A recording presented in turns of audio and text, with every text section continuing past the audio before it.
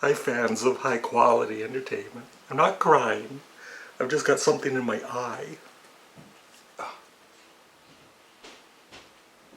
Hi there.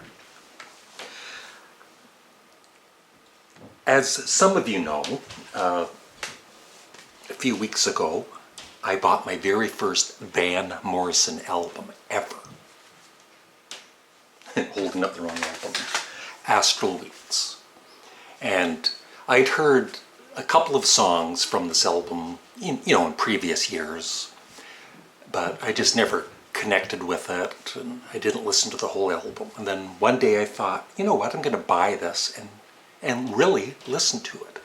And the first listen all the way through, I loved it. I know this is the kind of album that you really do need to listen to more than once. You might like it the first time, you might not like it the first time, but keep listening, because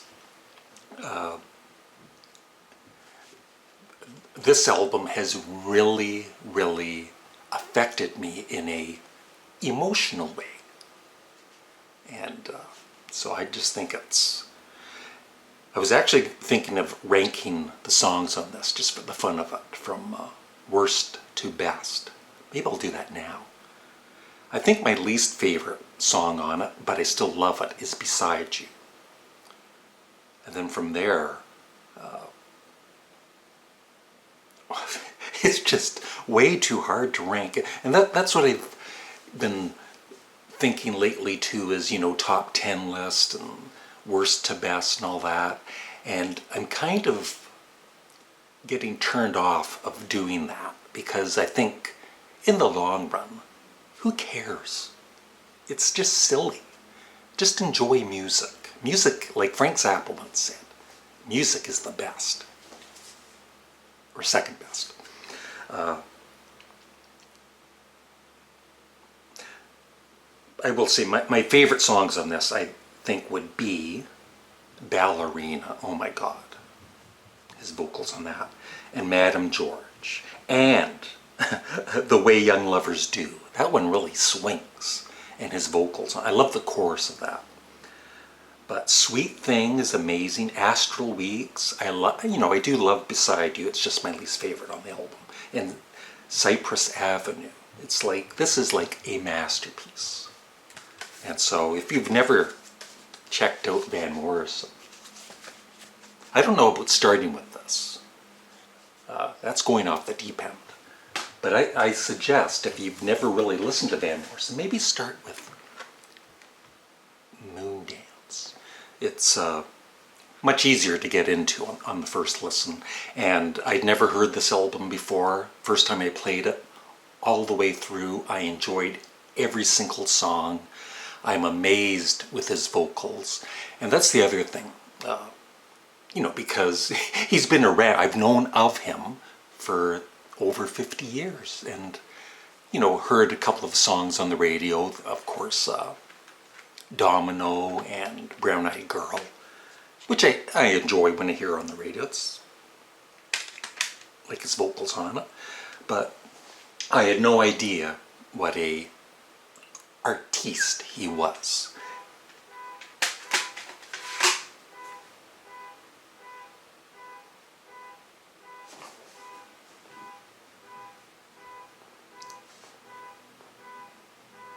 I don't have to talk. And then I also bought Van Morrison, his band, and the street choir. And I enjoyed this one too. I know it's not as... I don't think it's as well loved as these two. But I loved it as much as those two. So 3 winners in a row. And I'm going to keep buying Van Morrison albums. I know people have talked about Veedon Fleece. Quite a few, so I'm definitely going to slowly, I don't know about buying all of his albums, but at least I'm going to start with his earlier ones for sure. There's a picture of him there. And one thing I really like about Van Morrison is he's the kind of singer, he's never played, the the game of popularity and being famous. He doesn't put up with any of it. He's probably doesn't even give the greatest interviews. He's just an artist that focuses on his music. So he is awesome. So where am I going with this video? I don't know. But I also wonder if, say, when I was younger, in my 20s, and I had bought those albums, would I really enjoy them? I don't know if I would. Because I don't, I think as the years go by, you start to appreciate different music. Maybe I never would have been a huge David Bowie fan back in the 70s, 80s, because I did buy albums by him and liked them, but I never went crazy over them. And of course now I've got every David Bowie album. And my son got me this beautiful book a few days ago for Father's Day. And but I just love music. And the other thing I was thinking of is I work with a couple of men that are deaf. And on the week, I only listen to music on the weekend because during the week it's just too hectic and everything, and I work. But last weekend I was listening to music, and it's like we are so lucky to be able to hear music. And then here we all are on the internet, no, why is that song not in the top 10 list? That song's garbage. I love the music of Yoko Ono, most of it. And I don't say that very often because I know, in the comments, Yoko Ono sucks and I hate her and all she does is scream. It's like, go away. I'm just going to enjoy the music. There it is. I was actually thinking, I might still do it actually, I don't know. But I was thinking of having this as a underrated 1972 classic rock album. But, if I did, I would get so much flack, hate, just because I enjoy this album. And that's kind of, it's kind of sad. It really is. A person should be able to enjoy whatever they want, and without another person saying, you can't enjoy that. But for people that hate, seriously, they hate Yoko Ono, have they ever actually sat down and listened to this? Because it is such a good album, and I do love her vocals on it. She sings, at least for me, she sings. And the last song on this one is called Looking Over from My Hotel Window. And one of the lines is, age 39, looking over from a hotel window, wondering if one should jump off or go to sleep. People tell you up is better than down, but they never tell you which is up and which is down. There's just, I love Approximately Infinite Universe by Yoko Ono. Spread the word.